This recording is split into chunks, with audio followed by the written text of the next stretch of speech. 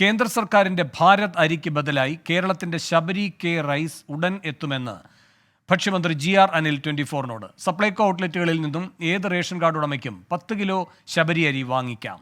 അരി കൂടുതൽ വില കൊടുത്ത് വാങ്ങേണ്ട സാഹചര്യമാണ് ഭാരത് അരിയിലൂടെ സൃഷ്ടിച്ചത് എന്നും മന്ത്രി വിമർശിച്ചു. അത് യാഥാർത്ഥ്യമാവും. അണിയറ വർക്കുകൾ നടന്നുകൊണ്ടിരിക്കുകയാണ്. സപ്ലൈകോ ഔട്ട്ലെറ്റിലൂടെ 10 കിലോ അരി ഏത് കാർഡ് ഉടമയ്ക്കും വാങ്ങാൻ കഴിയുന്ന സൗകര്യം കേന്ദ്ര ഗവൺമെൻറ് ഭാരത് റൈസ് എന്ന് പറഞ്ഞ് മാർക്കറ്റിലേക്ക് കൊണ്ടുവന്ന 29 രൂപയ്ക്കുള്ള അരിയാണ്.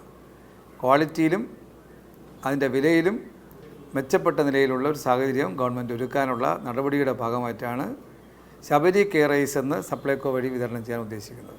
കേന്ദ്ര ഗവൺമെൻറ് റേഷൻ കടകളിലൂടെ കൊടുക്കുന്ന അരി അവരുടെ FCI ഗോഡൗണിൽ നിന്ന് 24 രൂപ വിലയുള്ള അരി 18 രൂപ 59 പൈസയ്ക്ക് കൊടുത്തിട്ട് ആ അരിയാണ് 29 രൂപ വില നിരക്കിൽ എന്ന് പറയാൻ 10 രൂപ ഡിഫറൻസിൻ്റെ ഇട്ടുള്ള നിരക്കിൽ ഇവിടെ മാർക്കറ്റിലേക്ക് വന്നിരിക്കുന്നത്.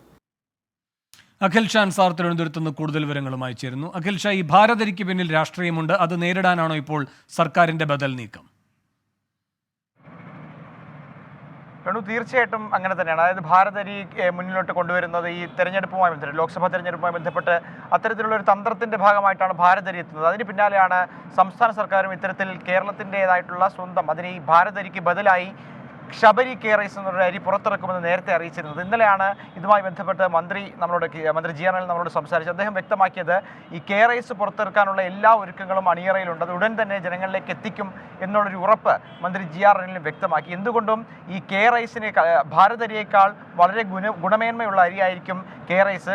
കേരളീയർക്ക് പ്രിയപ്പെട്ട ഈ പറയുന്ന ജയ അരി ഉൾപ്പെടെയുള്ള ചമ്പാവരി ഉൾപ്പെടെയുള്ള അരികൾ ഈ കെ റൈസിലൂടെ വിതരണം ചെയ്യുമെന്നുള്ളൊരു കാര്യവും മന്ത്രി വ്യക്തമാക്കുന്നുണ്ട്. ഏത് റേഷൻ കാർഡ് ഉടമയ്ക്കും 10 കിലോ അരി വീതം ഈ കെ റൈസ് വാങ്ങിക്കാമെന്നുള്ള ഒരു ഉറപ്പും മന്ത്രി വ്യക്തമാക്കുന്നു.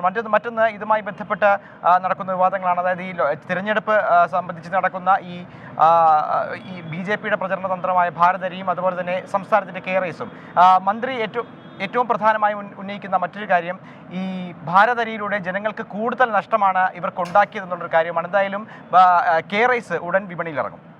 അഖിൽ ഷാൻ സാർ തിരുവനന്തപുരത്ത് നിന്ന്. ലോകത്തെവിടെയായാലും ഏത് സമയത്തും 24 വാർത്തകളും ഓഗ്മെന്റഡ് റിയാലിറ്റി പാക്കേജുകളും എക്സ്പ്ലെയിനറുകളും വിശദമായി കാണാൻ ഞങ്ങളുടെ YouTube ചാനൽ നിങ്ങൾക്ക് സബ്സ്ക്രൈബ് ചെയ്യാം.